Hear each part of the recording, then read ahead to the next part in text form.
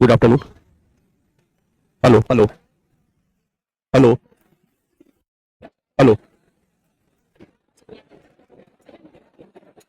Hello hello. Battery है?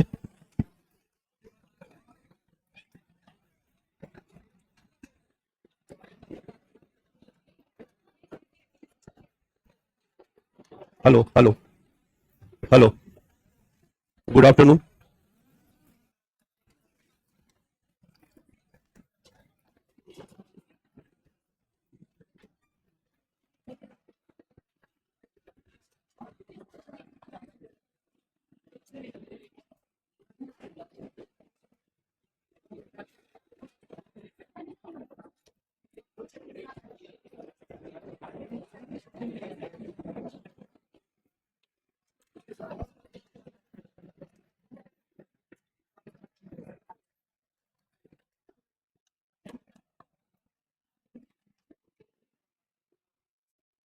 Live है class. Online के बच्चों को भी नमस्कार। Good afternoon. Good afternoon. जय भारत, जय हिंद।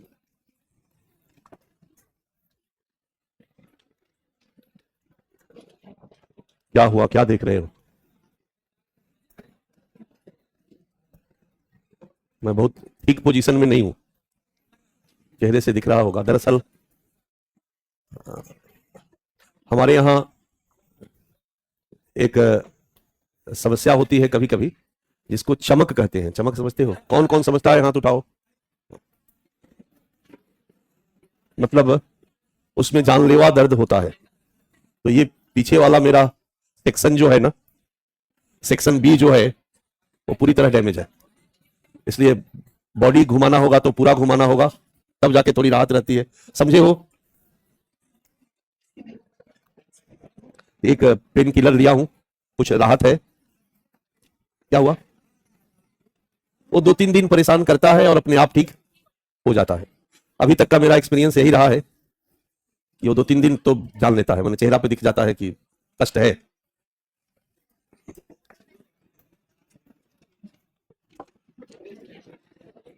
हम सोचे थे कि सेकेंड क्लास आप लोगों का इस समय खाली चल रहा तो खींच देंगे, हालांकि कोशिश करेंगे।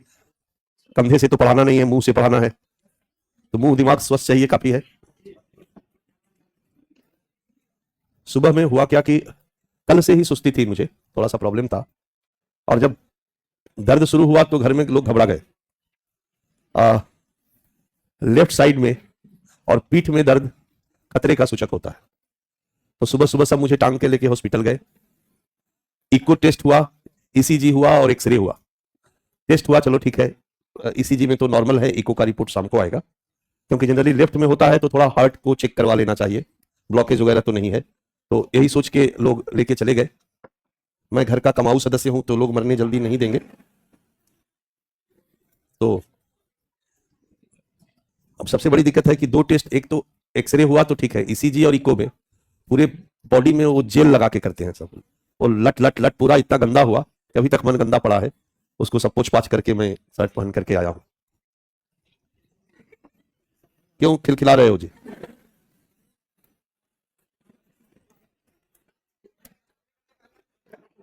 लेकिन जब दर्द बढ़ा है तो समझ में आ गया है कि वही पुराना चमक वाला मुझे दर्द है, बाकी ऐसा कुछ नहीं है। बट फिर भी एक बार टेस्ट कराने में क्या दिक्कत?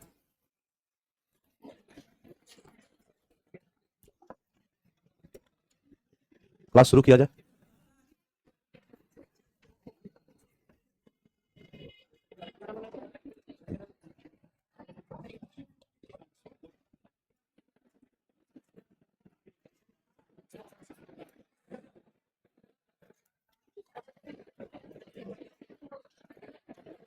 ललित क्या हुआ?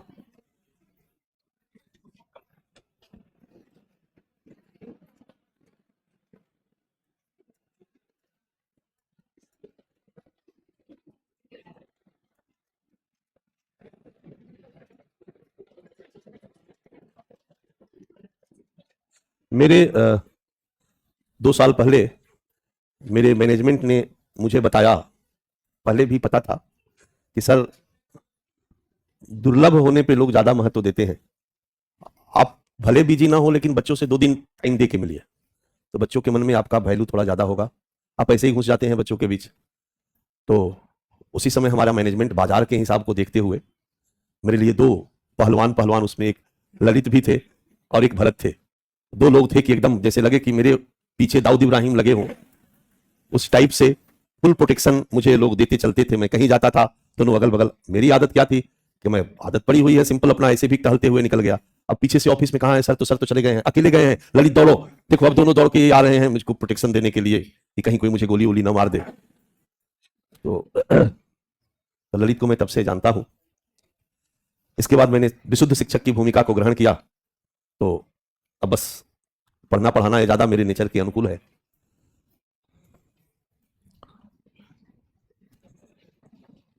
हो गया।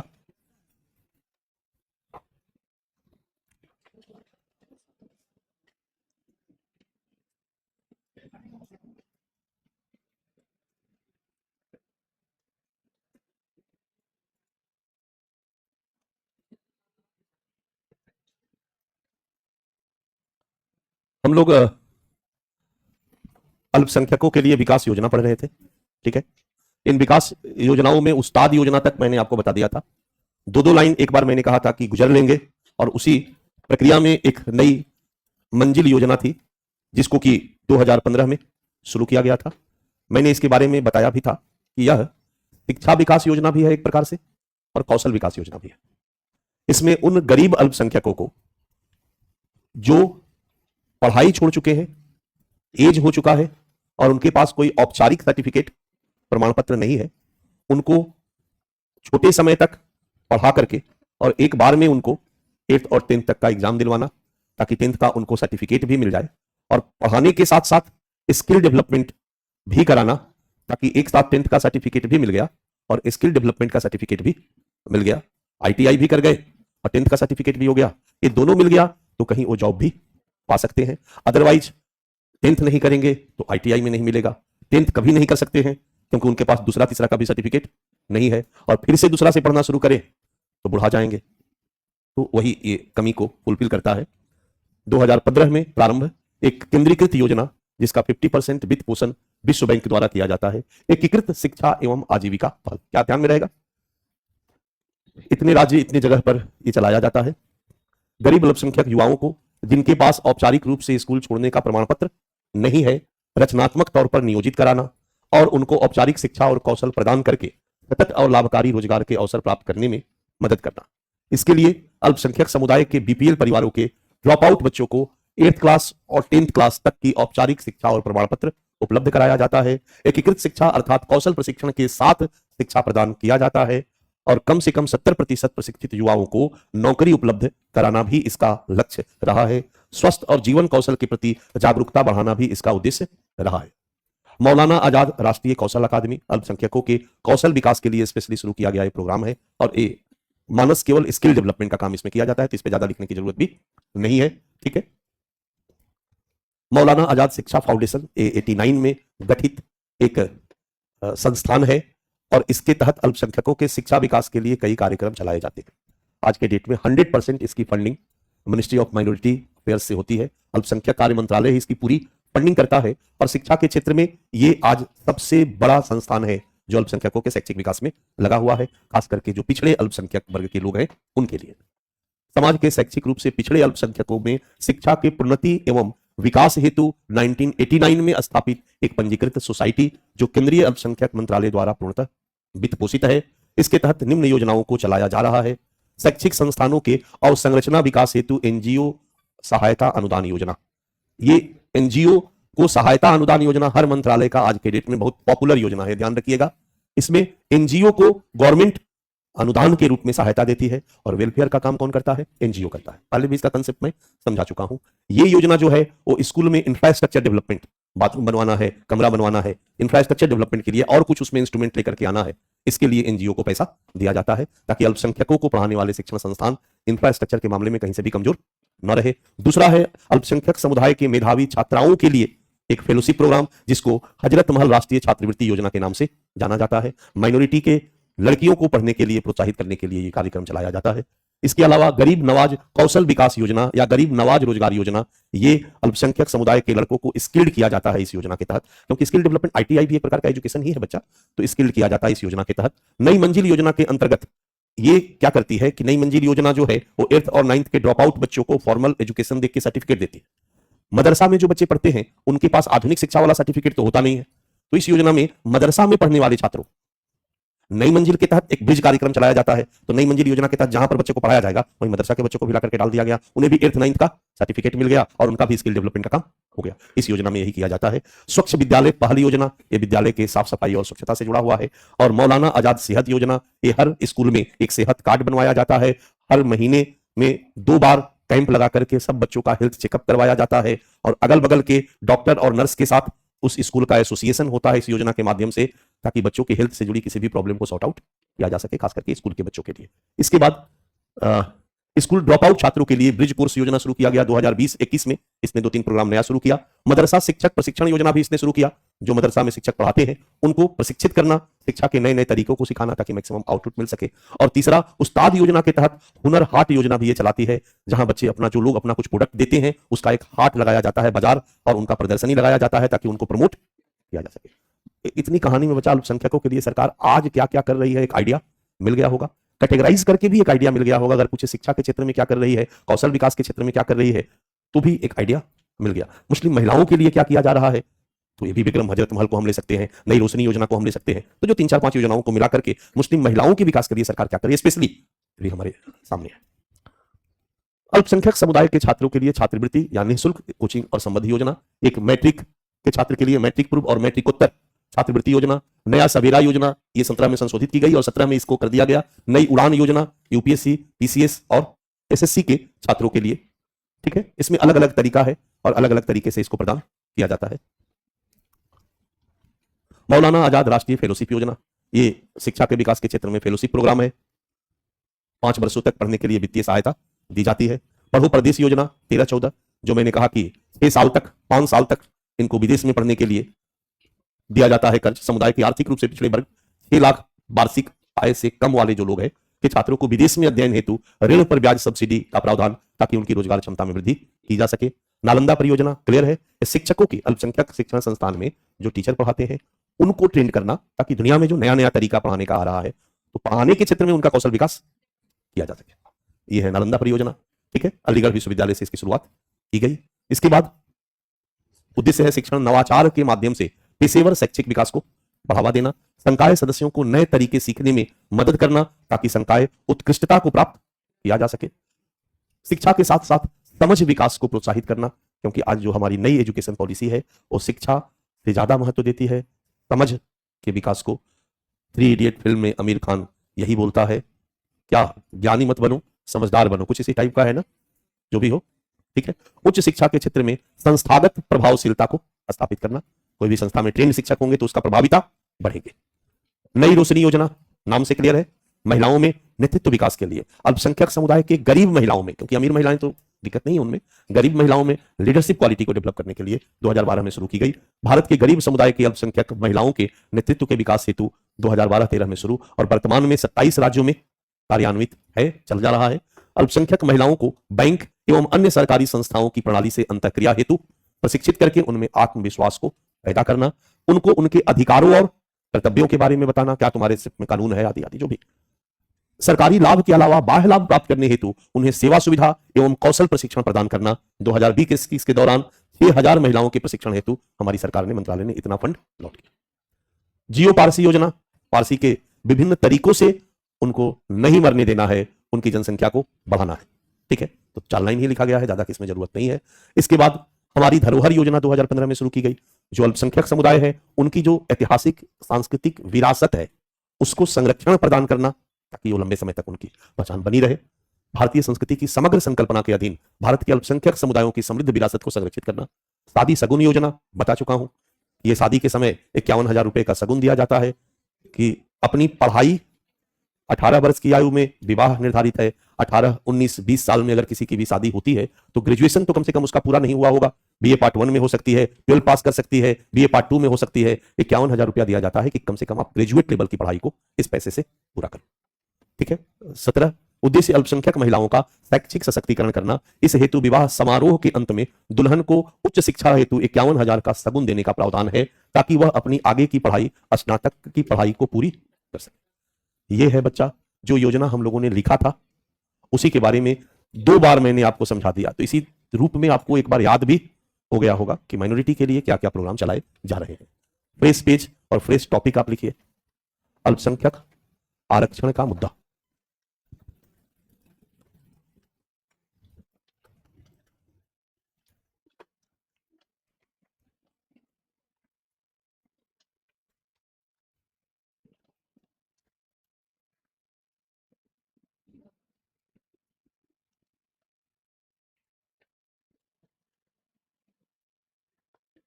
अल्पसंख्यक आरक्षण का मुद्दा।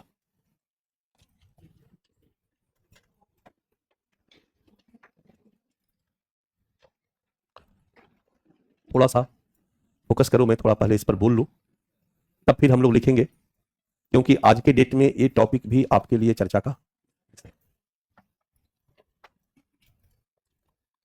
पूरी दुनिया में जब लोगों की सोच तार्किक और वैज्ञानिक हुई, तो लोगों को लगने लगा कि मोक्ष और अलौकिक जगत है या नहीं है पता नहीं, लेकिन यह लौकिक जगत तो पक्का है।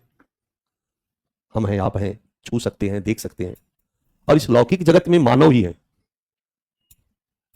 इसलिए वही सब ठीक है जिसे मानव का अधिकतम भला, और मानव का अधिकतम भला पराधीनता से नहीं, स्वतंत्रता से, सोपानिकता या असमानता से नहीं, समानता से, मानव द्वारा मानव का शोषण से नहीं, सामाजिक न्याय से।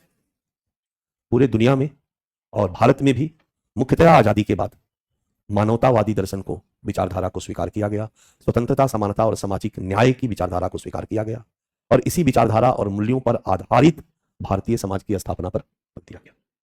इसके लिए सबसे पहले हमारे संविधान में, प्रस्तावना में इस बात को रखा गया कि कैसा भारत बनाना है, और फिर संविधान में मौलिक अधिकार के रूप में स्वतंत्रता, समानता और सामाजिक न्याय को समाहित किया गया, और फिर नीति निर्देशक तत्व में राज्य को निर्देश दिया गया कि राज्य ये सब कुछ देश के नागरिकों को उपलब्ध कराए, क्योंकि यह उनका नागरिक अधिकार है, यह उनका मौलिक अधिकार है। और तब से राज्य समय समय पर कानून बनाकर, विकास नीतियां बनाकर, विभिन्न योजनाओं के माध्यम से, विभिन्न तरीकों से एक समतामूलक समाज की स्थापना की दिशा में अग्रसर है। सामाजिक न्याय के आदर्शों के अनुरूप भारतीय समाज को बनाने की दिशा में अग्रसर है। हर तरह के असमानता को खत्म करके, जातीय असमानता को, लिंग असमानता को, आर्थिक असमानता को खत्म करके एक समतामूलक समाजवादी समाज की स्थापना की ओर अग्रसर। यहां तक क्लियर है? जब हम आजाद हुए तो हमने कहा कि जाति, धर्म, लिंग, किसी भी चीज के आधार पर आज के बाद किसी के साथ कोई भेदभाव नहीं किया, और सबको सब बराबर हैं, और हर अवसर सबके लिए उपलब्ध होगा, सबको समान अवसर मिलेगा। आर्टिकल 14, आर्टिकल 15, आर्टिकल 14 और 15 भेदभाव का निषेध और समानता की बात करता है। मैं सही हूं? अब हुआ कि चलो ध्यान से सुन लो, थोड़ा देर, 5 मिनट में गपशप, एक गपशप वाला पार्ट है। चलो, सबको समान अवसर उपलब्ध करा दिया गया, किसी के साथ कोई भेदभाव नहीं होगा, सब शिक्षा प्राप्त कर सकते हैं, सब मंदिरों में प्रवेश कर सकते हैं, सब आधुनिक नौकरी, सब विकास का लाभ ले सकते हैं। विकास का लड्डू लटका दिया गया और कहा गया कि सब प्राप्त कर सकते हैं। ठीक है, यहां तक सही है? तभी एक समानता की स्थापना होगी ना, सबको समान अवसर दिया जाएगा, किसी के साथ भेदभाव नहीं। ऐसा कहीं कुछ नहीं रहेगा कि नहीं तुमको लड्डू खाने का कोई अधिकार नहीं, ऐसा नहीं, सबको अधिकार है, सब प्राप्त कर सकते हैं। बट महसूस किया गया कि अगर पहले से स्ट्रक्चरल इनइक्वालिटी है, चीजों को समझ लोगे तो फिर तुम्हें सोचना और एनालिसिस करना आ जाएगा। सोचा गया कि अगर पहले से ही समाज में स्ट्रक्चरल इनइक्वालिटी है, अगर कोई फर्स्ट फ्लोर पर खड़ा है और कुछ लोग ग्राउंड फ्लोर पर है, और विकास का लड्डू लटका दिया गया और कहा गया सब खा सकते हो, कौन खाने में सफल होगा? फर्स्ट फ्लोर वाला। यानी समान अवसर देने के बावजूद एक समतामूलक समाज की स्थापना संभव नहीं हो पाएगी। समझ में आ रहा है? हर भेदभाव का निषेध करने के बावजूद एक समतामूलक समाज की स्थापना संभव नहीं हो पाएगी, और सामाजिक न्याय के आदर्शों की प्राप्ति संभव नहीं हो पाएगी। इसलिए एक नई थ्योरी को एडॉप्ट किया गया। वो थ्योरी है, भेदभाव को दूर करने के लिए भेदभाव किया जाए, भेदभाव को दूर करने के लिए भेदभाव किया जाए, समानता लाने के लिए भेदभाव किया जाए। ये भेदभाव निगेटिव भेदभाव नहीं है, ये पॉजिटिव भेदभाव है, सकारात्मक भेदभाव है, पॉजिटिव डिस्क्रिमिनेशन है। और ये भेदभाव राज्य करेगी, ये भेदभाव राज्य के संरक्षण में किया जाएगा ताकि भेदभाव को दूर किया जा सके। सही है? इसको कहा गया, इस सिद्धांत को, संरक्षणात्मक भेदभाव का सिद्धांत। और इसी ने जन्म दिया आरक्षण व्यवस्था को।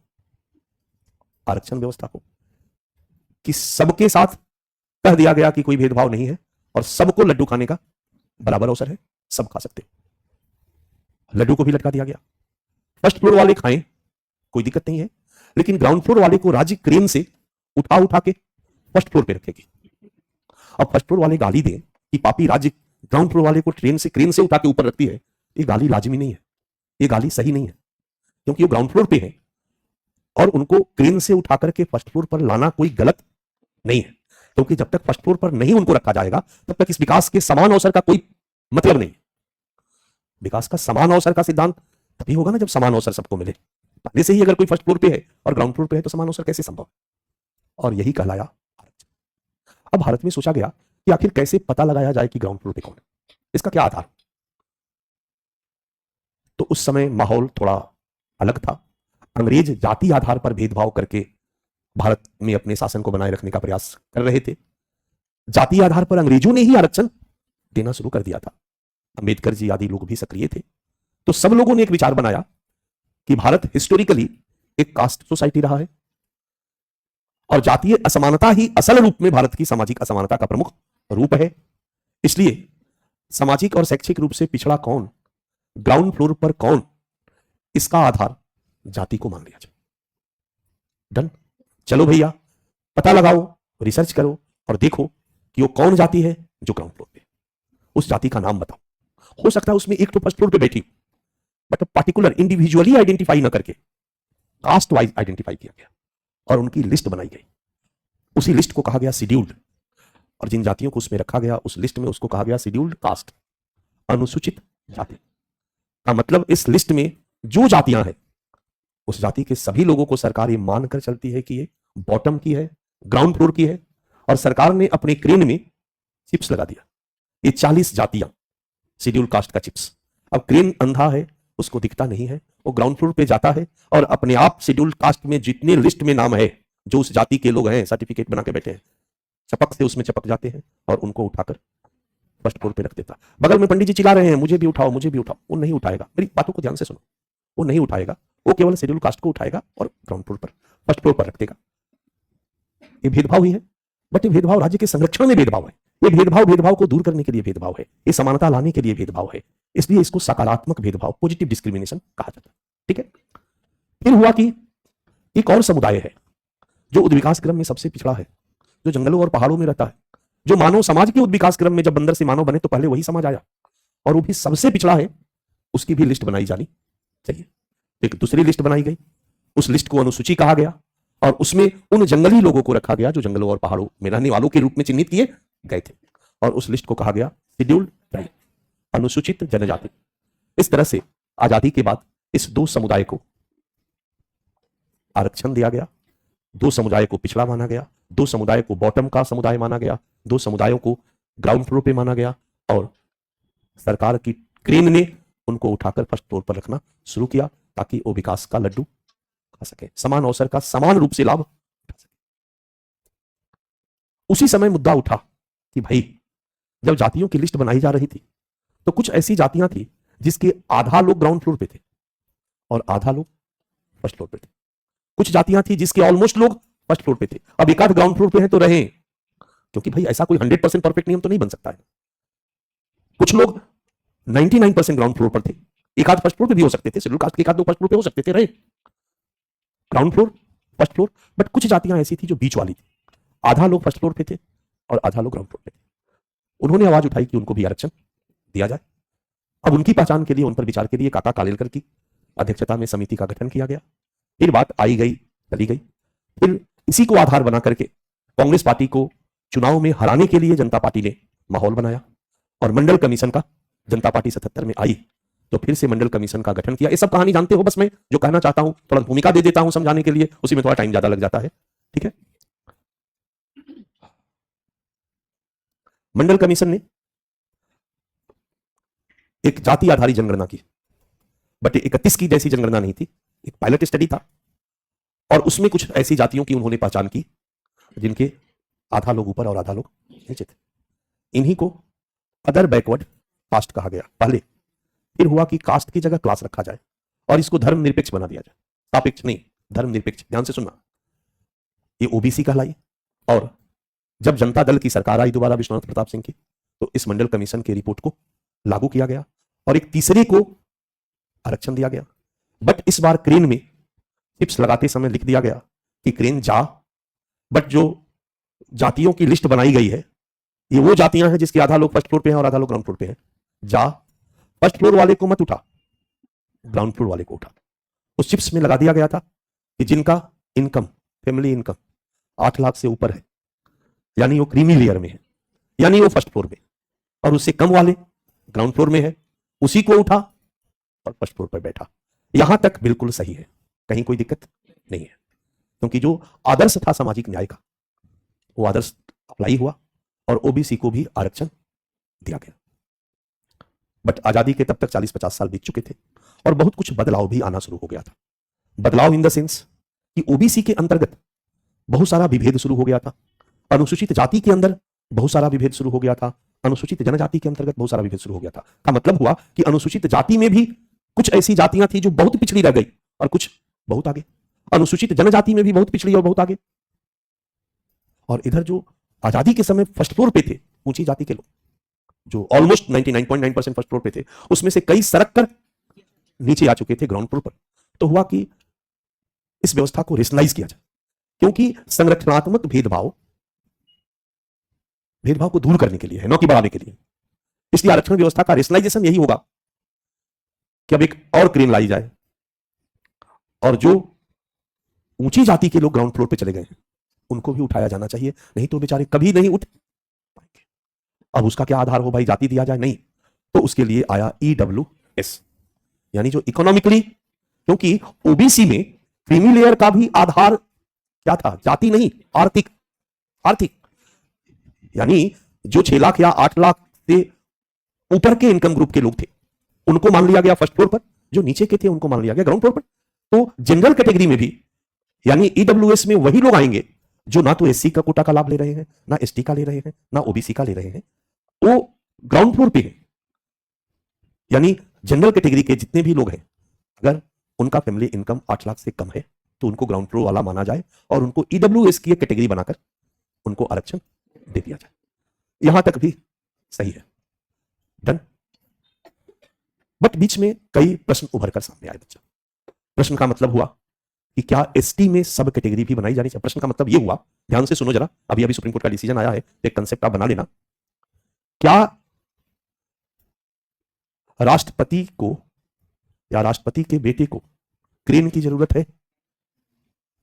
अगर हम जिस पर्पस से आरक्षण व्यवस्था या संख्यात्मक भेदभाव का सिद्धांत आया है, वो सिद्धांत, वो पर्पस कहता है कि राष्ट्रपति के बच्चे को आरक्षण की जरूरत नहीं है। अगर उसको आरक्षण मिलता है तो कहीं ना कहीं मंगरू का बेटा इससे वंचित हो जाएगा। वो अगर सीट ले रहा है तो रियल में सीट मंगरू के बेटे का है, जो मजदूर है, बॉटम में है, वो लाभ उसको मिलना चाहिए अगर एक सीट है तो, लेकिन राष्ट्रपति का बेटा लेकर चला जा रहा। कहने का मतलब है कि आजादी के 76-77 साल बीतने के बाद एससी और एसटी के अंतर्गत भी एक ग्रुप बन गया जिसकी फैमिली इनकम 50 लाख है। समझ में आ रहा मेरी बात? तो आर्थिक रूप से 8 लाख मान लिया गया ओबीसी में कि 8 लाख से कम है, इसका मतलब नीचे है मान लिया जाए। तो एससी में भी जो आईएएस है, बेटा डीपीएस में पढ़ रहा, आईपीएस है, दादाजी भी आईएएस थे। अब वो बच्चे इतने क्रीम हैं कि बॉटम के लोगों के, गरीब 2 लाख 3 लाख फैमिली इनकम वाले लोगों के बच्चों को तो अपने अगल बगल पटकने नहीं देंगे और कंपटीशन में सारे सीट पर कब्जा कर लेंगे। और जिस पर्पस से लाया गया था आरक्षण, पर्पस सॉल्व नहीं हो पाएगा। फिर समानता और सामाजिक न्याय का आदर्श कहीं से भी सॉल्व नहीं होगा। इसलिए एक लंबे समय से चर्चा हो रही थी बच्चा कि ओबीसी के अंदर, पहले ध्यान से सुनो, कुछ ऐसी जगह हैं जो बहुत पीछे हैं। 8 लाख से नीचे है तो ओबीसी का लाभ मिलेगा, आया ना? लेकिन कई लोग हैं जो 7 लाख वाले हैं, 7.5 लाख वाले हैं, अच्छी पोजीशन में हैं, सारा सीटों लेके चले जाएंगे। और ओबीसी के अंतर्गत कुछ जातियां ऐसी है जो बहुत ही बदतर हालत में है, राइट? तो ओबीसी के अंदर भी सब कोटा होना चाहिए। परिणाम हुआ कि कई राज्यों में ओबीसी के अंदर सब कोटा बना दिया गया।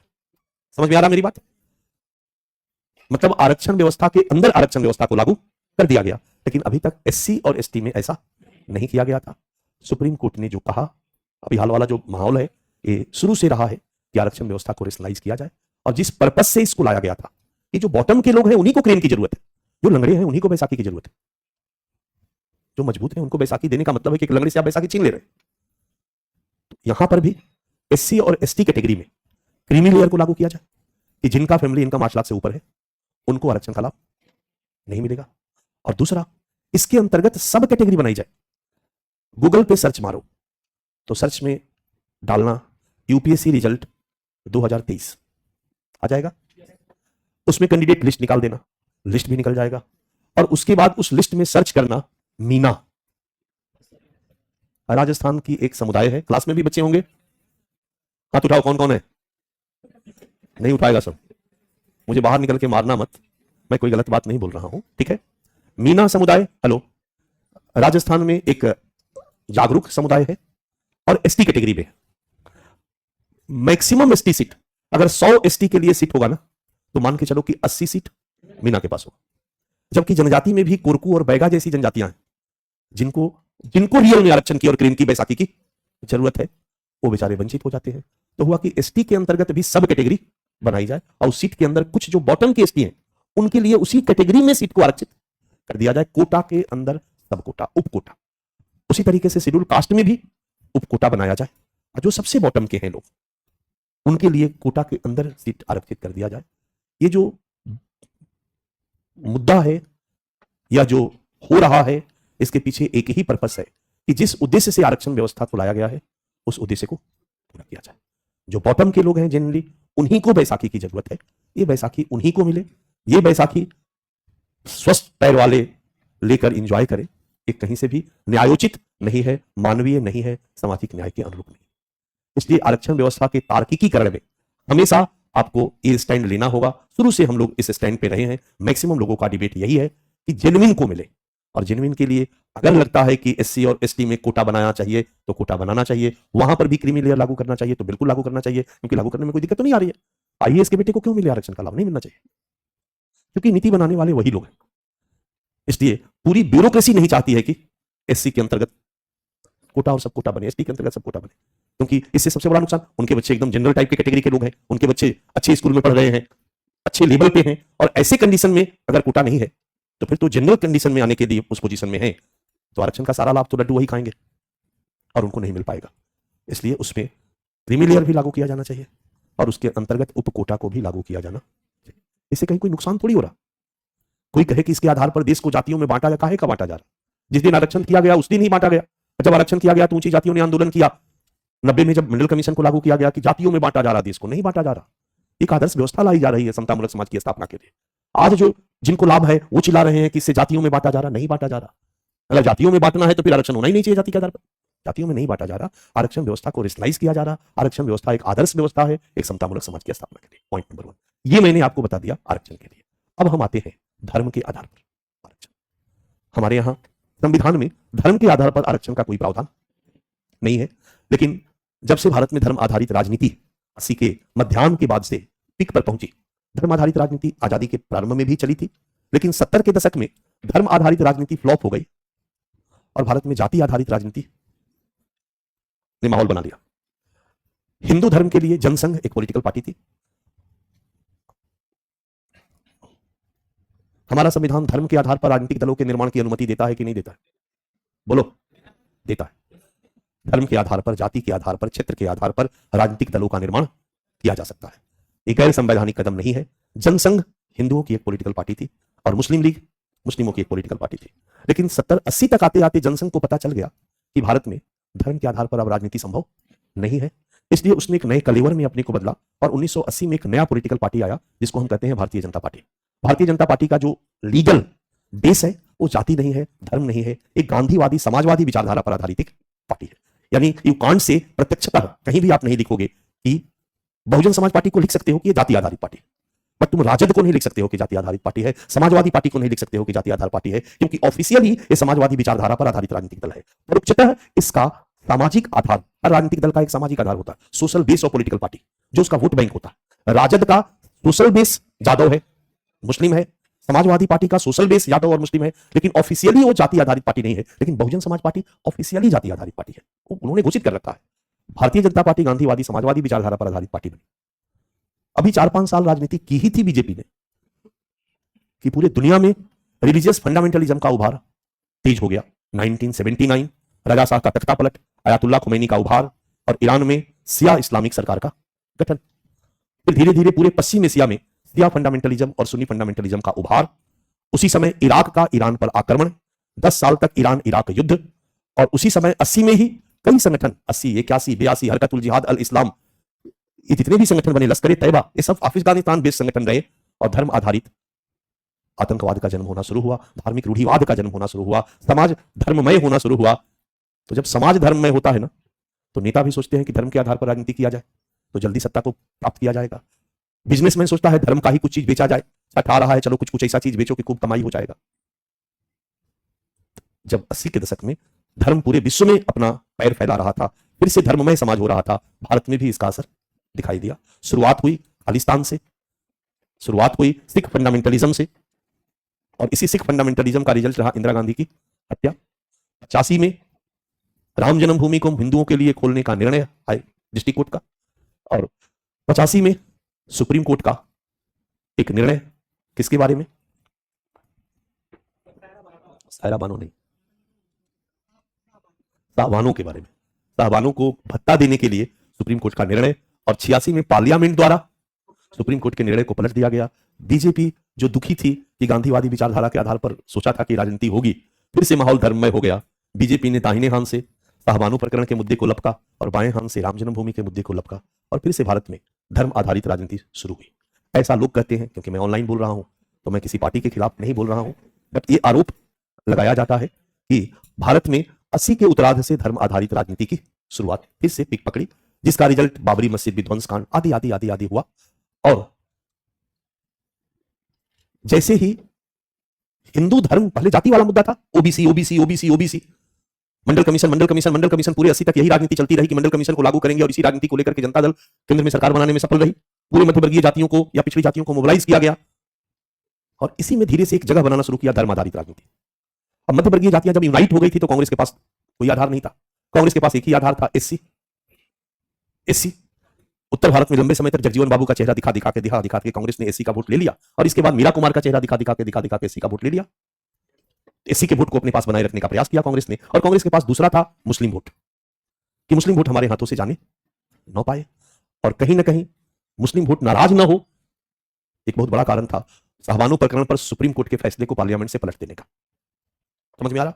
और यहीं पर शुरू हो गई पॉलिटिकल पार्टी द्वारा धर्म के आधार पर आरक्षण देने की मांग, कि भाई मैं सत्ता में आऊंगा तो धर्म के आधार पर आरक्षण थोड़ा सा देंगे नहीं, बट थोड़ा सा अगर आग जला दिए तो थोड़ा माहौल बन सकता है। ये शुरू हो गया धीरे धीरे। और 2004 में, अब देखिए कहीं ना कहीं इन्हीं सब चीजों का परिणाम था 2006 में सच्चर कमीशन का। 2006 में सच्चर कमीशन का उसके पहले गठन किया गया था, 2006 में सच्चर कमीशन की रिपोर्ट आई 2009 में। 2004 में मुस्लिमों के स्थिति की समीक्षा करने के लिए रंगनाथ मिश्रा आयोग का गठन किया गया। ध्यान से सुनते जाओ। और रंगनाथ मिश्रा ने भी पाया कि मुस्लिम एक पिछड़ा समुदाय है, और रंगनाथ मिश्रा आयोग ने कहा कि मुस्लिमों को, अल्पसंख्यकों को 15% आरक्षण देना चाहिए। सुनाई दे रहा? 15% आरक्षण देना चाहिए। 10% मुस्लिम अल्पसंख्यकों को और 5% बाकी अल्पसंख्यकों को। फिर वो कहते हैं कि चूंकि इंदिरा साहनी केस में ये तय हो गया था कि आरक्षण की सीमा 50% से अधिक नहीं होगी, ये थोड़ा बहुत बच्चे पढ़े होंगे ना हमारे नए बच्चे, तो रंगनाथ मिश्रा आयोग ने कहा कि इसका दूसरा विकल्प है। और दूसरा विकल्प क्या है भाई? कि एससी को धर्मनिरपेक्ष कैटेगरी बना दिया जाए। अब मैं आपको बता दूं, आज के डेट में आरक्षण की 4 कैटेगरी है, एससी, एसटी, ओबीसी और ईडब्ल्यूएस। ओके, 4 में से 3 धर्मनिरपेक्ष है। इसका मतलब हुआ कि ओबीसी में केवल हिंदुओं को ही शामिल नहीं किया जाता, ओबीसी के अंतर्गत मुस्लिमों को भी शामिल किया जाता है। ओके, एसटी में केवल हिंदुओं को ही शामिल नहीं किया जाता, एसटी में अन्य धर्म के लोगों को, ईसाई वगैरह सबको शामिल किया जाता है। और ईडब्ल्यूएस में भी मुस्लिम, ईसाई सभी अल्पसंख्यकों को शामिल किया जाता है। मेरी बात समझ में आ रही है? यानी उसमें जो जेंडर कैटेगरी में जो लोग हैं, जो किसी भी आरक्षण के कोटे में नहीं है, एसटी में नहीं है, ओबीसी में यदि नहीं है, वो ईसाई जो एसटी में शामिल नहीं है वो ईडब्ल्यूएस में आ जाएगा यदि उसका फैमिली इनकम निर्धारित सीमा से कम हो तो। वो मुस्लिम जो ओबीसी में शामिल नहीं है वो ईडब्ल्यूएस का लाभ ले सकता है। मेरी बात समझ में आ रहा? तो अल्पसंख्यक तो ओबीसी के अंदर, ईडब्ल्यूएस के अंदर और एसटी के अंदर जो कमजोर हैं, जो ग्राउंड फ्लोर पे, वो तो एडजस्ट हो ही गए। रंगनाथ मिश्रा जी ने कहा कि अगर एससी को भी धर्मनिरपेक्ष बना दिया जाए, क्योंकि ध्यान रखना शेड्यूल कास्ट में केवल हिंदू धर्म के लोग ही शामिल होते, शेड्यूल कास्ट में अन्य धर्म के लोगों को, जातियों को शामिल नहीं किया जाता। रंगनाथ मिश्रा जी ने कहा कि शेड्यूल कास्ट को भी यदि धर्मनिरपेक्ष बना दिया जाए और अन्य धर्मों में जो एकदम बॉटम की जाति है उनको इसमें शामिल कर दिया जाए, तो फिर धर्म पर आधारित आरक्षण की जरूरत ही नहीं पड़ेगी और माइनॉरिटी के जितने भी ग्राउंड फ्लोर के लोग हैं वो इन चारों कैटेगरी में एकोमोडेट हो जाएंगे। धर्म के आधार पर आरक्षण देने का मतलब है कि सिख को भी लाभ मिलेगा, सैयद को भी लाभ मिलेगा, पठान को भी लाभ मिलेगा, और ये मुस्लिम समुदाय की ऊंची जातियां हैं, सारा लड्डू ये खा जाएंगी और रियल में मुस्लिम समुदाय में या अन्य जातियों, अन्य धर्म में जो बॉटम के लोग हैं उनको लाभ नहीं मिलेगा। तो बेहतर है कि इनको इन्हीं सब जगहों पर, चारों जगहों पर एकोमोडेट कर दिया जाए। रंगनाथ मिश्रा आयोग की रिपोर्ट को लागू नहीं किया गया। इंदिरा साहनी केस के कारण 15% आरक्षण का कोई लॉजिक नहीं बनता था, और एससी को धर्म निरपेक्ष बनाने के साथ ही बवाल फिर से मच जाता और सारे एससी सड़क पर आ जाते, तो सरकार को कोई कड़ा कदम इस तरह के लेने की हिम्मत नहीं थी। और इधर राजनीति वोट वाली चली ही रही थी। जनवरी 2012 में दिल्ली में केंद्रीय सरकार ने ओबीसी के अंतर्गत नौकरी में और शैक्षणिक संस्थानों में 4.5% आरक्षण इनको दे दिया। समझ में आ रहा है? ओबीसी की कैटेगरी में 27% है, 27 में 4.5% इनके लिए सरकारी नौकरी और शिक्षण संस्थानों में इनको आरक्षण दे दिया गया। क्लियर है? फटाक से विरोध हुआ और यह मामला आंध्र प्रदेश हाईकोर्ट में गया उसी वर्ष मई में, और मई 2012 में आंध्र प्रदेश हाईकोर्ट ने केंद्र सरकार के इस फैसले को रोक दिया कि यह आरक्षण संविधान सम्मत नहीं है, क्योंकि हमारे संविधान में धर्म के आधार पर आरक्षण का कोई प्रावधान नहीं। जब हाईकोर्ट ने रोक दिया तो केंद्र सरकार हाईकोर्ट के डिसीजन के अगेंस्ट में सुप्रीम कोर्ट में आई, और सुप्रीम कोर्ट से केंद्र सरकार ने कहा कि हाईकोर्ट के डिसीजन को स्टे दीजिए। सुप्रीम कोर्ट ने केंद्र सरकार से कहा यह स्टे हम तब देंगे, आप पहले यह बताइए कि आपने जब कोटा के अंदर 4.5% आरक्षण इनको दिया तो उसका आधार क्या है? कुछ तो डॉक्यूमेंटेशन, कुछ तो डेटा, कुछ तो आंकड़े आपके पास होंगे। किस आधार पर? कांग्रेस पार्टी, सरकार आज तक आधार नहीं दे पाई, और धर्म के आधार पर आरक्षण कैंसिल हुआ तो आज तक कैंसिल है। लेकिन महाराष्ट्र में, हाल ही में कर्नाटका में, ठीक है, आज भी धर्म के आधार पर आरक्षण की मांग जारी है, और भारतीय राजनीति में हर पार्टी कहीं ना कहीं वोट पाने के लिए एक उछाल देती है कि मेरी सरकार आएगी तो धर्म के आधार पर आरक्षण अल्पसंख्यकों को दिया जाए। यही है बच्चा कहानी। क्लियर है? इसी टॉपिक को हमें लिख देना है। पहले हमारे पास एक इंफॉर्मेशन होना चाहिए, जानकारी होनी चाहिए कि अब तक क्या क्या हुआ है, और फिर लास्ट में हमारा एक स्टैंड होना चाहिए कि क्या हमारा मत है, क्या होना चाहिए, और हमारा मत तर्कसंगत होना चाहिए। हमारा मत तर्कसंगत होना चाहिए, सही होना चाहिए, केवल अपना मत नहीं होना चाहिए। ठीक है, चलिए हेडिंग, भारतीय संविधान में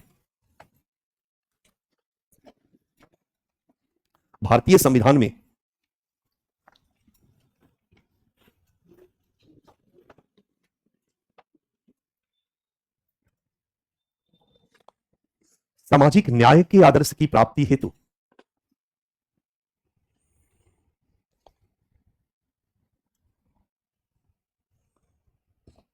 सामाजिक न्याय के आदर्श की प्राप्ति हेतु, कौमा, संरक्षणात्मक भेदभाव ऑब्लिक सकारात्मक भेदभाव, याद रहेगा,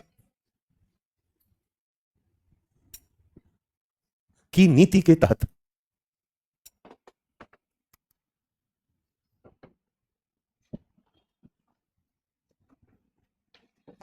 आरक्षण का प्रावधान किया गया।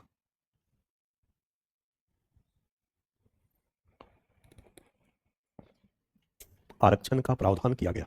सेकंड पॉइंट, भारत के संविधान में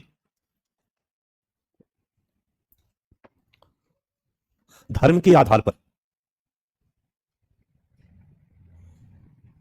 आरक्षण का प्रावधान नहीं है।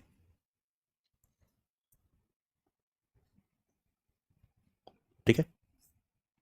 थर्ड पॉइंट, भारत में आरक्षण की 4 श्रेणियां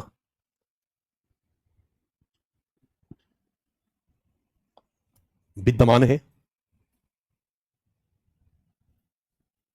ब्रैकेट में एससी,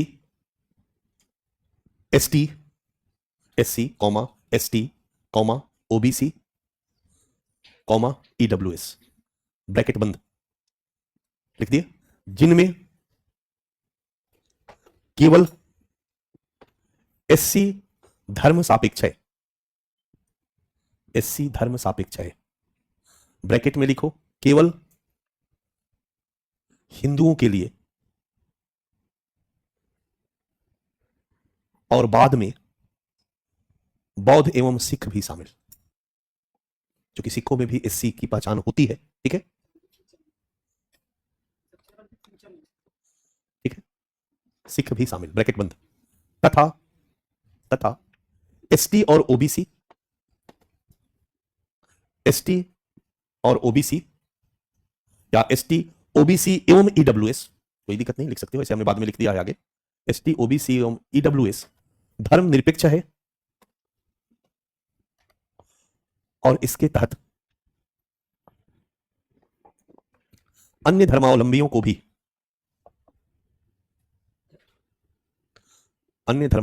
भी आरक्षण प्रदान करके कॉमा सामाजिक न्याय से युक्त विकास को प्रोत्साहित करने का प्रयास किया गया है।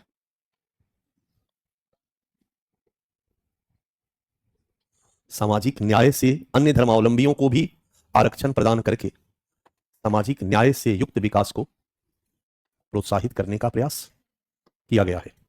डन, नीचे एरो दो। Fourth point,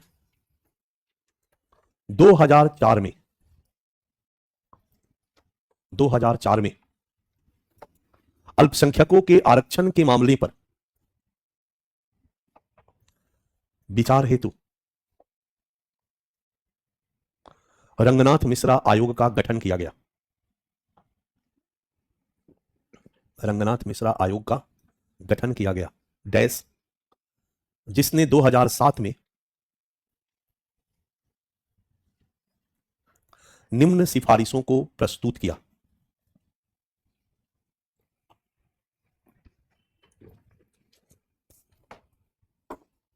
dash dash, 1 number point, अल्पसंख्यकों को, 1 नंबर पॉइंट है, मैंने रोमन में दे दो, 1 नंबर 2 नंबर तो लिख रहे हैं। अल्पसंख्यकों को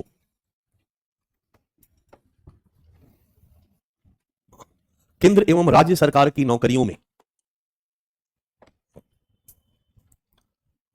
तथा शिक्षण संस्थानों में 15% आरक्षण दिया जाए, जिसमें 10% मुस्लिमों को तथा 5%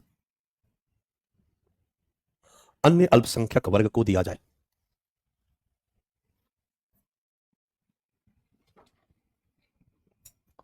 ओके, और रोमन में सेकंड पॉइंट, अनुसूचित जाति एससी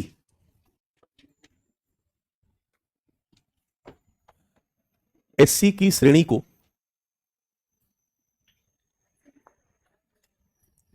धर्मनिरपेक्ष बनाया जाए।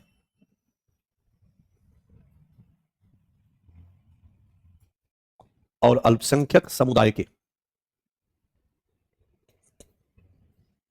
दलितों एवं निम्न स्थिति वाले लोगों को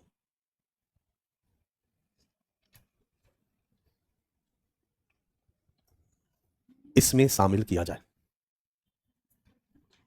निम्न स्थिति वाले लोगों को इसमें शामिल किया जाए।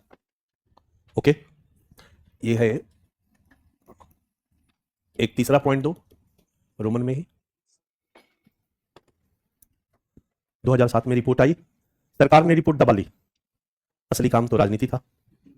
भारत सरकार द्वारा, जैसे अभी जाति आधारित जनगणना दबाए रखा गया, भारत सरकार द्वारा विपक्ष की विशेष मांग पर, कॉमा 2009 में इस रिपोर्ट को संसद में रखा गया।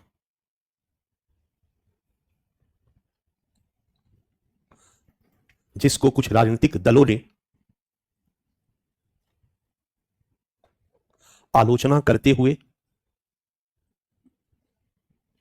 इसे संविधान विरोधी बताया।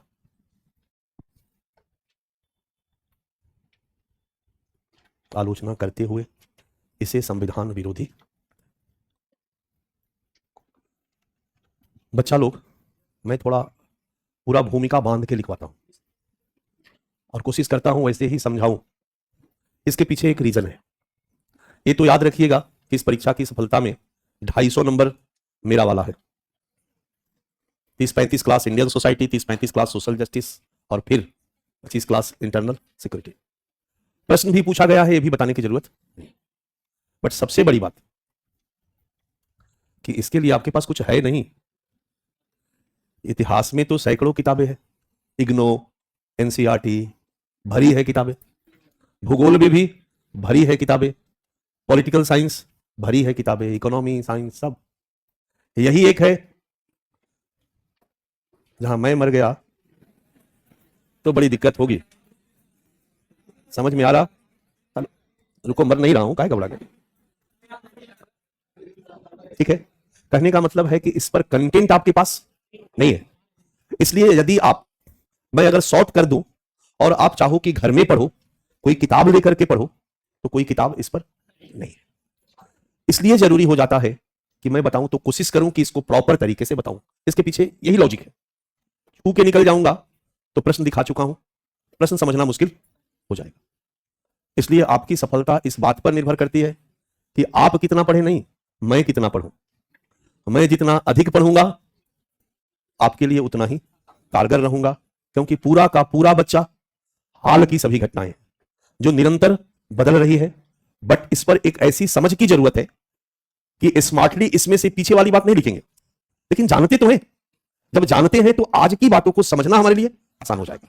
SC ST पर अभी जो घटनाक्रम हुआ उस पर आपको अपना विचार बनाने में ये पीछे वाली कहानी लाभकारी होती है, क्योंकि उसी कहानी से आपकी समझ बनती है और आज क्या हुआ और होना चाहिए उस पर आप एक अपना विचार दे सकते हो।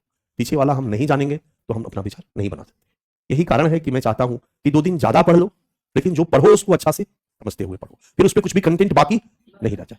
अगर हमने मुस्लिम आरक्षण या अल्पसंख्यक आरक्षण के मुद्दे को उठाया तो सारे कंटेंट हमारे पास हो और हमारी अंडरस्टैंडिंग भी उस पर हो और हम उस पर एक बेहतर आंसर लिख सकें।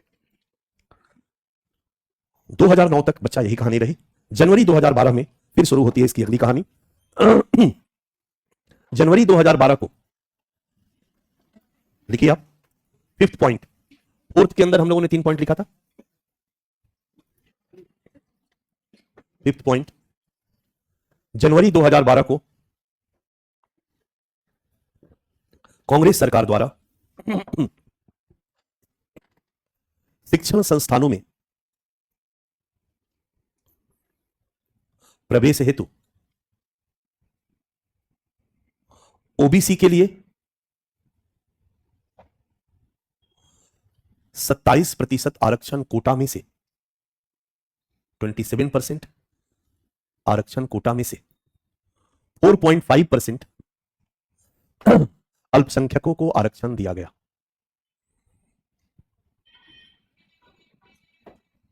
ओके, 6 नंबर पॉइंट,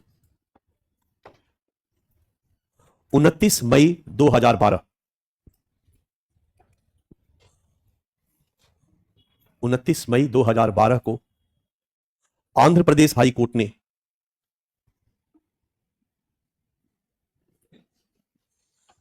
27% ओबीसी आरक्षण के तहत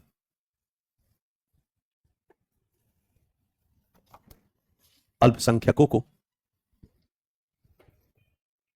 4.5% आरक्षण के निर्णय को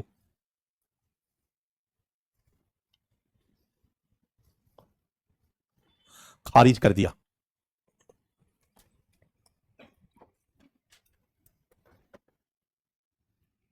7 पॉइंट 13 जून 2012 को सुप्रीम कोर्ट ने आंध्र प्रदेश हाईकोर्ट के उपरोक्त निर्णय पर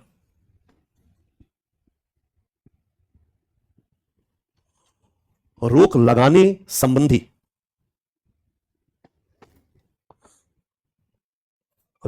संबंधी केंद्र सरकार के अपील को खारिज किया और सरकार से पूछा कि ओबीसी के 27% आरक्षण में से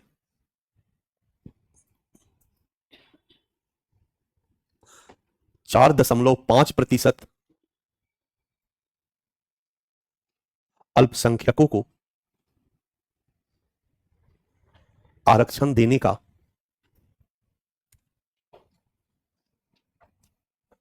आधार क्या है। Para change. इस पर सरकार द्वारा अभी तक कोई कागजात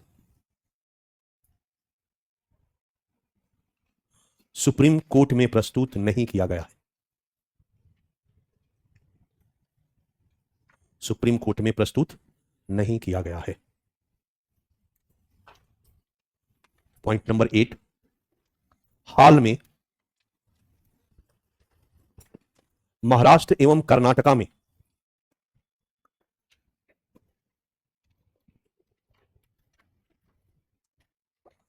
अल्पसंख्यकों के आरक्षण का मुद्दा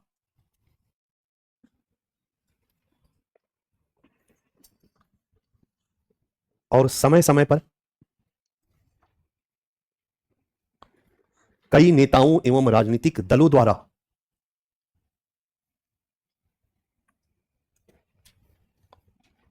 अल्पसंख्यकों को आरक्षण देने की मांग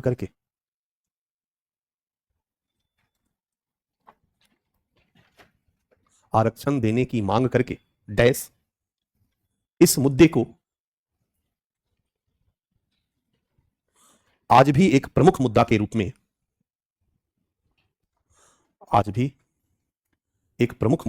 में बनाए रखा गया है।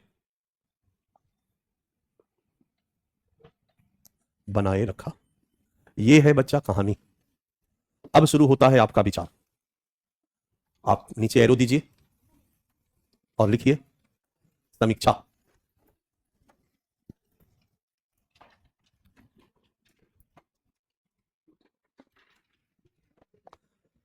शुरू में हम लोगों ने जो कहानी बयान करी, जो शुरुआत मैंने आप लोगों से गपशप किया, इस पर क्या आपका स्टैंड होगा मुझे लगता है क्लियर हो चुका होगा।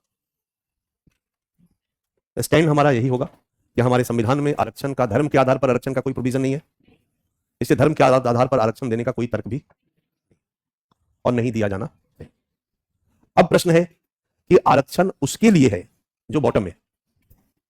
बॉटम में कौन है? इसका आधार जाति को, जनजाति को, या ओबीसी या आर्थिक समय समय पर बनाया जाता रहा। बट मुख्य मुद्दा है कि बॉटम को आरक्षण मिलना चाहिए और इसके लिए एक ही उपाय है, बिना संविधान के विरोध में गए ओबीसी, एसटी और ईडब्ल्यूएस में अल्पसंख्यक के कमजोर वर्गों को आरक्षण मिल रहा है। अगर एससी को भी हम लोग, जो रंगनाथ मिश्रा का सिफारिश था, एससी को भी अगर हम लोग धर्मनिरपेक्ष बनाते, जिसमें केवल हिंदू नहीं बल्कि अन्य धर्मावलंबियों के जो बॉटम के लोग हैं, जो दलित लोग हैं।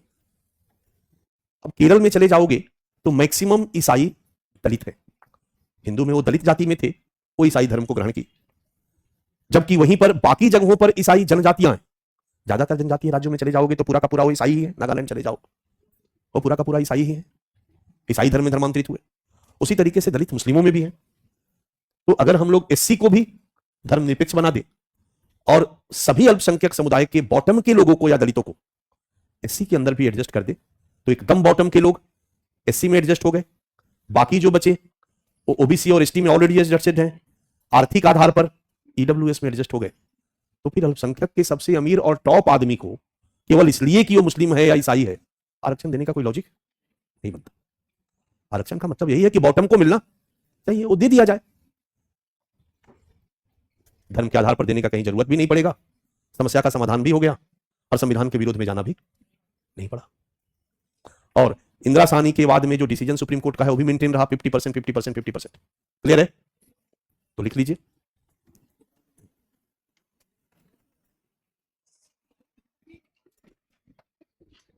लिखिए, अल्पसंख्यकों को आरक्षण देने के पीछे या अन्य किसी समुदाय को आरक्षण देने के पीछे का आधार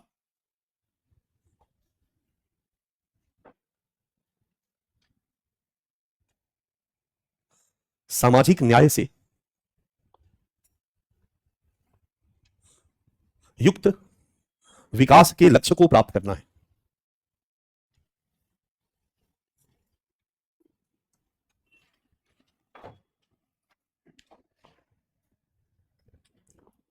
विकास के लक्ष्य को प्राप्त करना है। पहला चेंज, भारतीय समाज में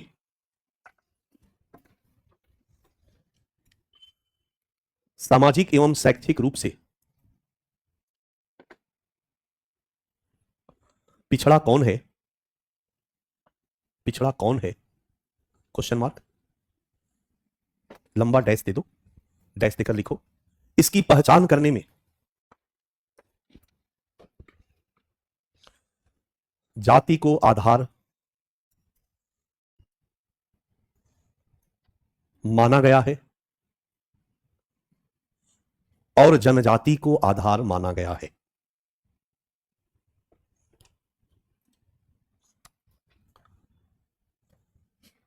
और इसी आधार पर अनुसूचित जाति एवं जनजाति को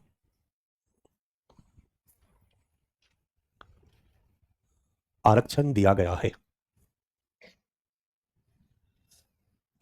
आरक्षण दिया गया है, फुल स्टॉप।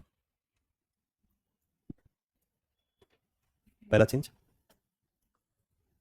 यहां तक क्लियर है? चूंकि अनुसूचित जाति की श्रेणी, अनुसूचित जाति एससी की श्रेणी केवल हिंदू धर्म तक ही सीमित है,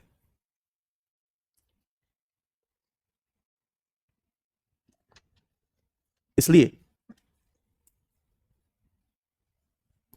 अन्य धार्मिक समुदायों को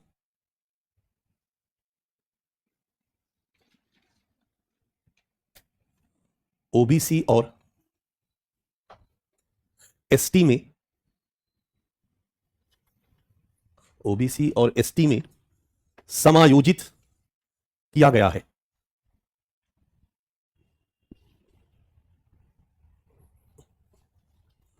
और 2019 में आर्थिक रूप से पिछड़े वर्ग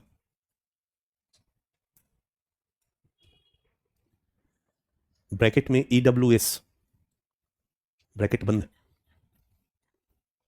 की एक अन्य श्रेणी बनाकर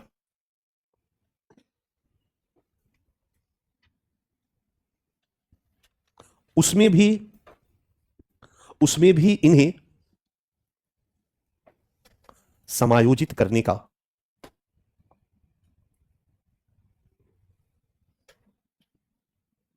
प्रयास किया गया है।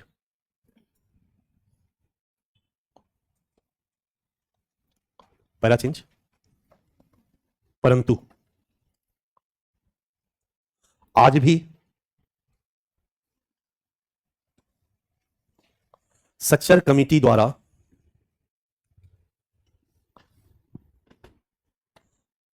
भारतीय मुस्लिमों को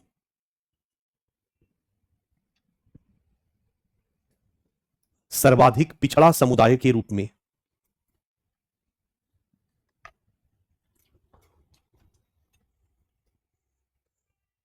चिन्हित करना चिन्हित करना और विकास के विभिन्न क्षेत्रों में इनकी निम्न स्थिति का होना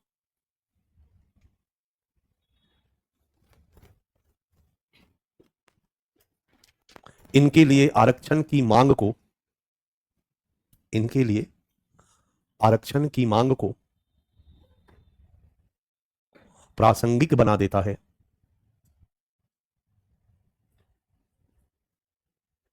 फलतः धर्म के आधार पर आरक्षण की मांग एक प्रमुख मुद्दा बना हुआ है। क्लियर है? अभी भी पिछड़ा है तो भाई आरक्षण की मांग तो लोग करेंगे ही करेंगे। पंडित जी के लिए कहां कोई कह रहा कि आरक्षण दिया जाए, अगले हैं। आरक्षण की मांग तो स्वाभाविक सी बात है। इस संदर्भ में पैरा चेंज करो, पैरा चेंज। इस संदर्भ में आरक्षण का मानवतावादी दर्शन, इस संदर्भ में कॉमा आरक्षण का मानवतावादी दर्शन। क्या है मानवतावादी दर्शन?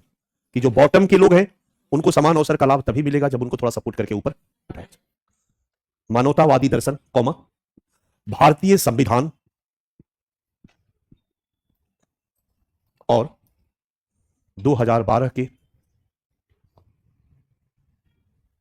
सर्वोच्च न्यायालय का निर्णय, ये तीन है हमारे सामने। आरक्षण का मानवतावादी दर्शन जो कह रहा है दिमाग में है, जेन्युइनली क्या होना चाहिए। हमारा संविधान भी हमारे सामने है जो कह रहा है कि धर्म के आधार पर आरक्षण नहीं दिया जाना चाहिए, और सुप्रीम कोर्ट का निर्णय भी संविधान को स्पष्ट कर दिया। तो सुप्रीम कोर्ट का निर्णय के आलोक में यह निष्कर्ष है कि डैश एक नंबर, यही है हम लोगों का स्टैंड। भारत में धर्म के आधार पर आरक्षण असंवैधानिक है।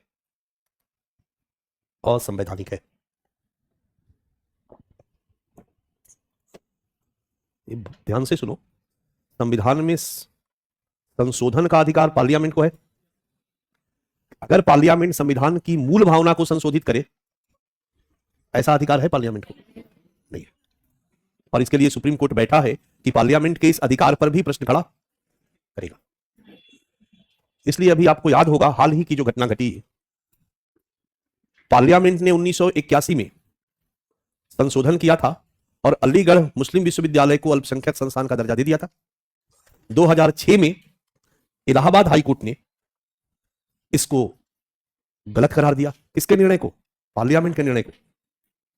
और अभी हाल में जब उस पर 2024 में बहस हो रही थी तो सुप्रीम कोर्ट ने डांट लगाई, कपिल सिब्बल जी थे, यह मत कहिए पार्लियामेंट का क्या अधिकार है इस पर कमेंट नहीं करना, अधिकार तो उसको पूरा है।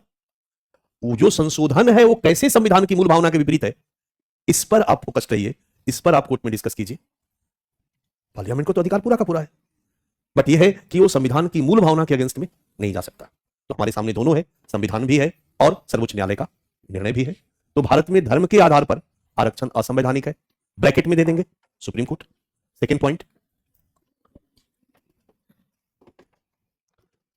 धर्म के आधार पर आरक्षण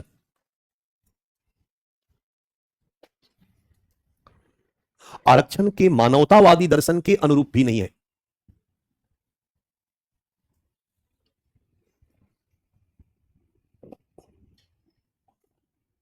क्योंकि ऐसी स्थिति में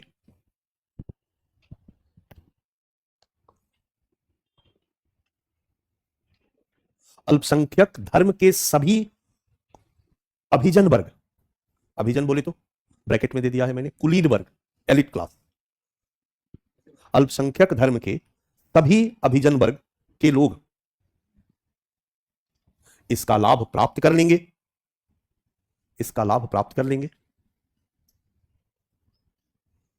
और पिछड़े वर्ग तक इसका लाभ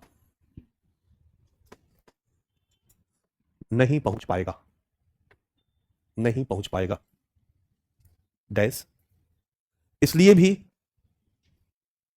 धर्म के आधार पर आरक्षण उचित नहीं है। आरक्षण उचित नहीं। थर्ड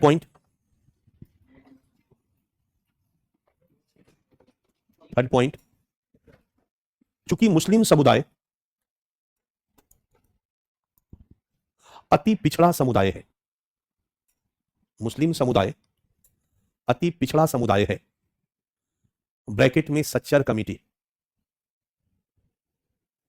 ब्रैकेट में सच्चर कमिटी और आज भी कई मामलों में पिछड़ा है।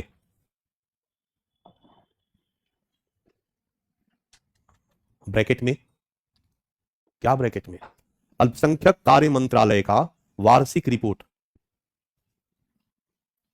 अल्पसंख्यक कार्य मंत्रालय का वार्षिक रिपोर्ट 2022-23, 21-22 दे दो, कोई दिक्कत नहीं, 22-23-24 आ जाएगा तब तक। मेरा कहने का आशय है कि ये एक लिखने का तरीका है, समझ रहे हो मेरी बात? इससे आप अपनी बातों को एक बेस देते हो। डैश डैश इसलिए अनुसूचित जाति एससी की श्रेणी को भी धर्मनिरपेक्ष बनाकर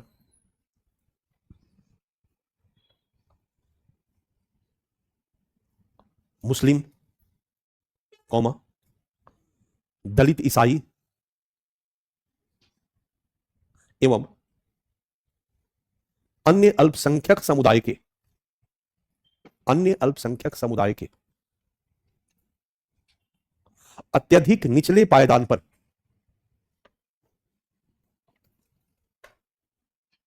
स्थित लोगों को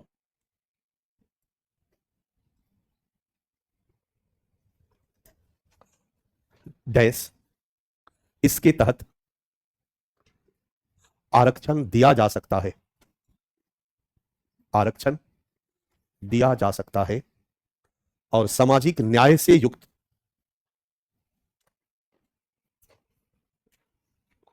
विकास के लक्ष्य को प्राप्त किया जा सकता है।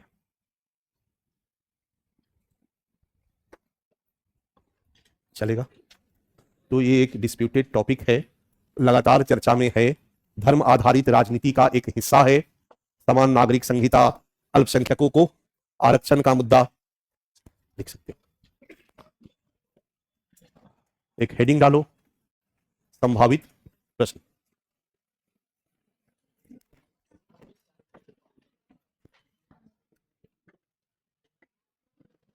संभावित प्रश्न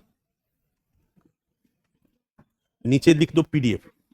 लिखने का कोई लॉजिक नहीं है, मैं दे दिया हूं, दिमाग में बैठाओ। सहज प्रश्न है, बहुत ज्यादा यूपीएससी टाइप घुमावदार नहीं है, पर जो कंटेंट है, जो बन सकता है, उसी पर फोकस्ड है। हमारे सामने क्या क्या है? अल्पसंख्यक समुदाय, परिभाषा का मुद्दा एक था, उसका निर्धारण कैसे हो। अल्प सिलेबस में क्या है, थोड़ा सा शांत रहो। अल्पसंख्यकों के कल्याणार्थ केंद्र और राज्य द्वारा चलाई जाने वाली योजनाएं और कार्यक्रम,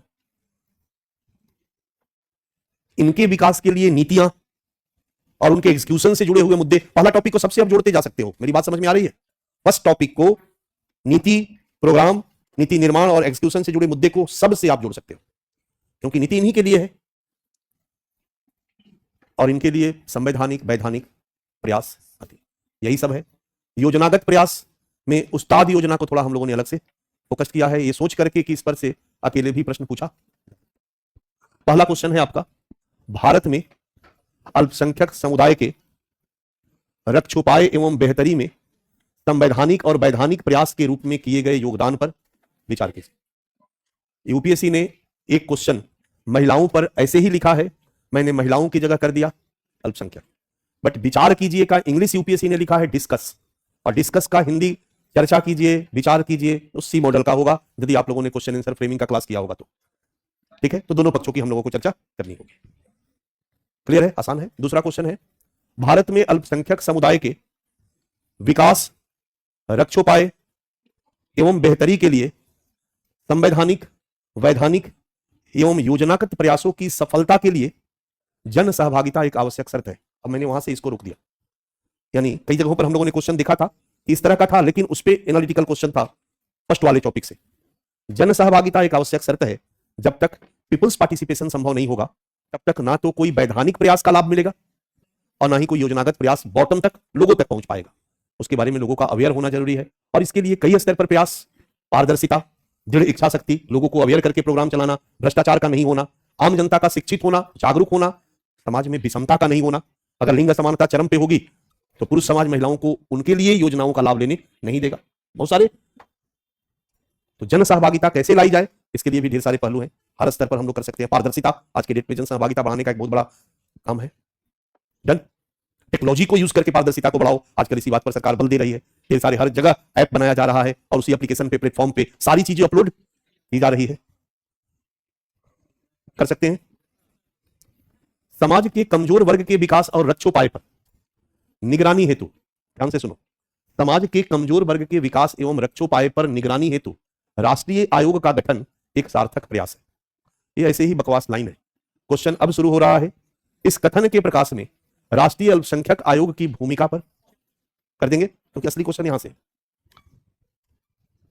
भारतीय संविधान में उल्लिखित सामाजिक न्याय के आदर्श की प्राप्ति समाज के वास्तविक कमजोर वर्ग की पहचान में निहित है।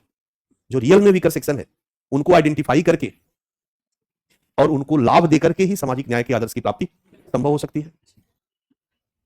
इस कथन के आलोक में अल्पसंख्यक वर्ग के परिभाषा से संबंधित मुद्दों का परीक्षण कीजिए। अगर सरकार ऐसे व्यक्ति को अल्पसंख्यक कह दे जो एकदम समृद्ध हो तो इसका कोई मतलब नहीं है, वास्तविक व्यक्ति की पहचान नहीं हो पाएगी। राज्य के आधार पर वाला मुद्दा भी यहीं जुड़ा हुआ रहेगा।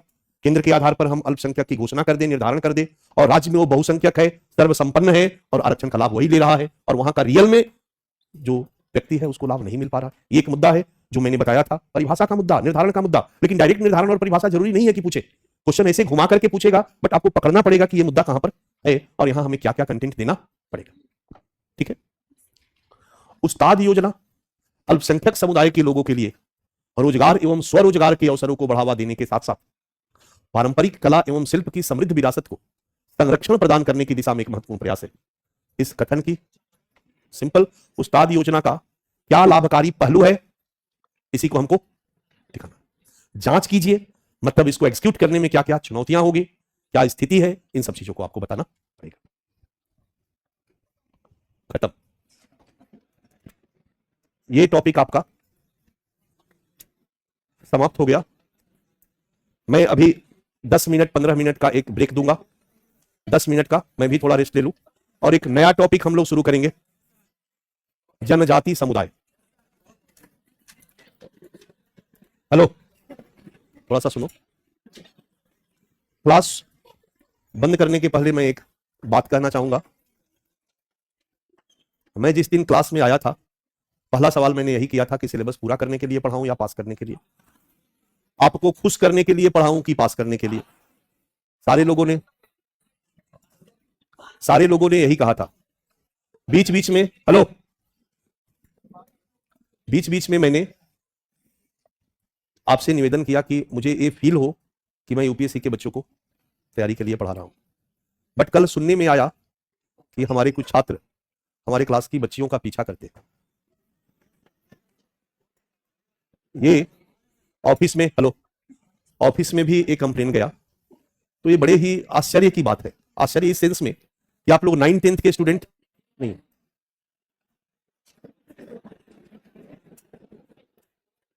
और ये बात ध्यान में रखिएगा, अगर गलती से ये मामला पुलिस में गया तो फिर आपके कैरियर का खैर नहीं है। फिर कई बार होता क्या है कि आदमी को अपनी गलतियों पे रोना पड़ता है कि हमने ऐसी गलती नहीं करनी चाहिए, और ये आपकी डिग्निटी के भी अगेंस्ट में है। आप यूपीएससी की तैयारी कर रहे हो यार, ये चिरकुटाई है कि आप पीछा कर रहे हो। मैंने बड़े ही शर्मनाक बात है। ये 9th 10th में हो तो बात समझ में आती है, बट इस लेवल पर जाकर के ये घटना नहीं घटित होनी चाहिए। इसलिए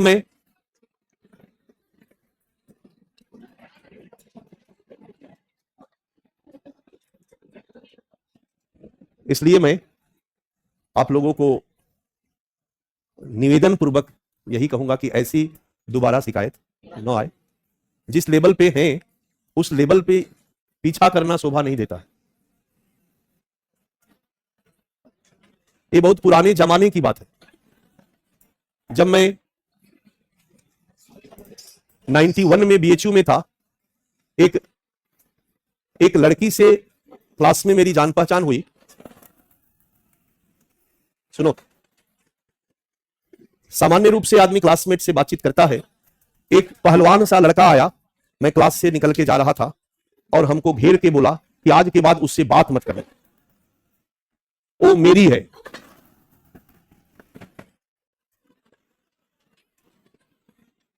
ये बड़ा मतलब 2024 में तो ये बिल्कुल शोभा।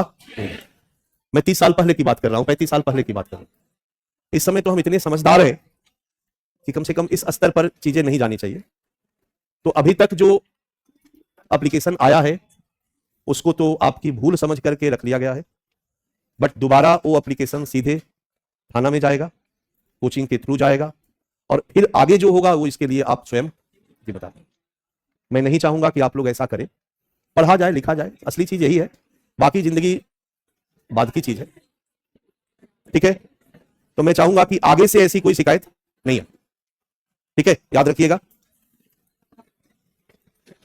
मैं आता हूं थोड़ी देर में, 10 मिनट में। अभी सब इधर उधर गए हैं क्या बच्चे? भेजिए, इसके बाद ही मैं आ जाता हूं, भेजिए ना।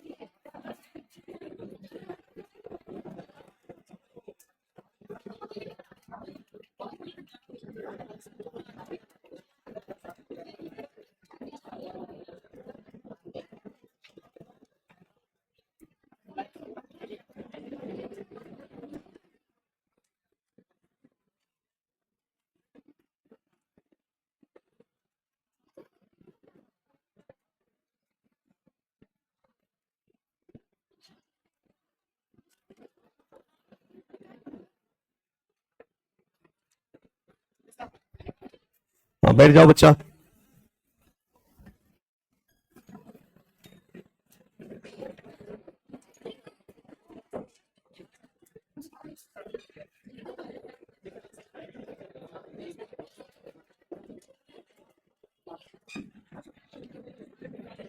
क्लास शुरू करें।